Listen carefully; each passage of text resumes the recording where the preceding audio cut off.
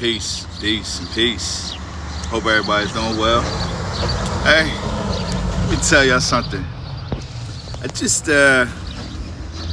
came from the store, right? And I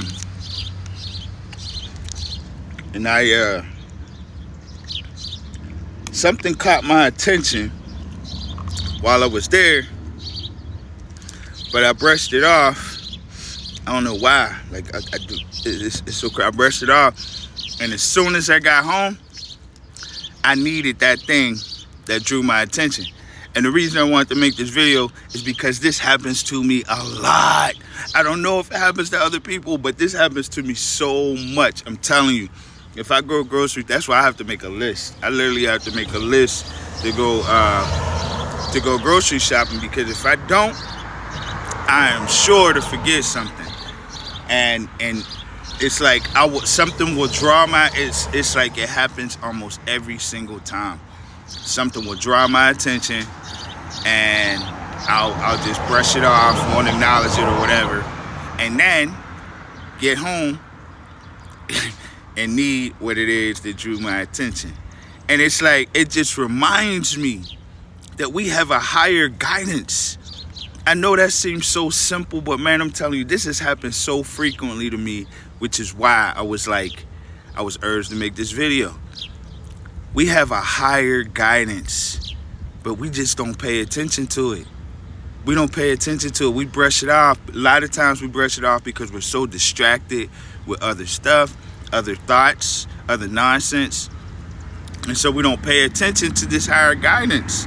But little things like that remind us that if you don't believe in God, then you know what I mean, I'm gonna pray for you. But the thing is that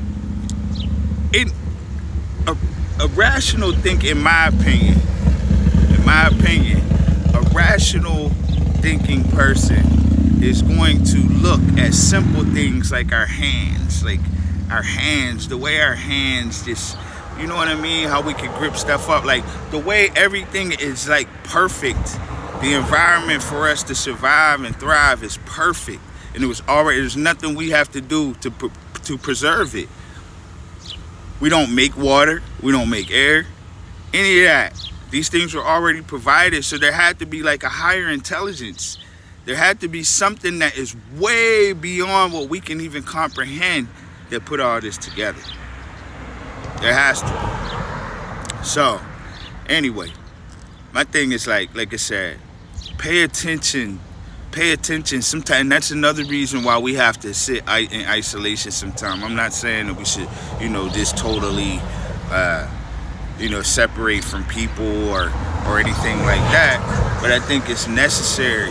It's absolutely necessary. From my own experience, it's necessary. My own practice is a matter of fact. It's necessary to pull back, fall back, disconnect, sit in quiet sometimes. Do y'all realize sometimes something I do? I will literally go in my room, especially at nighttime, because I'm like, you know what I mean? People say I'm a vampire because I don't sleep. I have a hard time sleeping. I think too much, But it's like,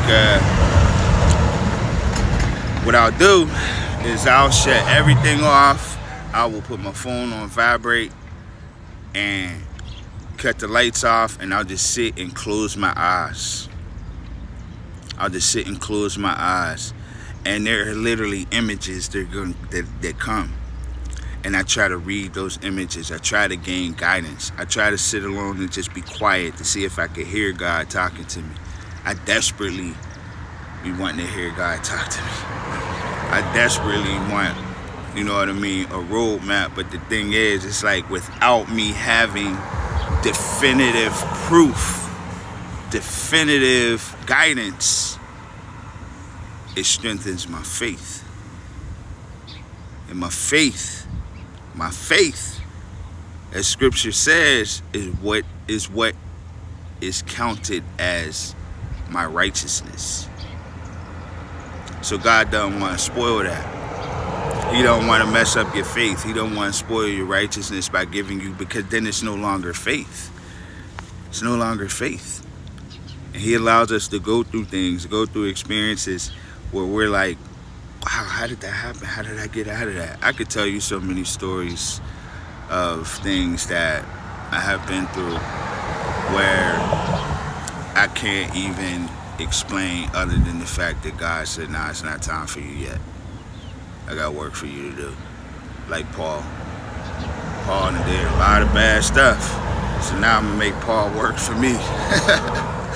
It's the same thing with me. You done did some stuff, youngin'. Now it's time for you to do some work. And I'm ready. I'm excited. I'm prepared. I'm motivated. You know what I mean? I love the fact that I'm being used for a great purpose. I love that. I love the fact that, as scripture says, God uses the foolish things to confound, the foolish things of the world to confound the wise. And unfortunately, people like myself who have made a lot of mistakes and bared a lot of consequences and acquired a record that labels me a foolish thing. But guess what? God's going to use this foolish thing. That God is already using this foolish thing to have people totally mind blown. Like, what the? He's still coming? He ain't done yet? He's still alive? What?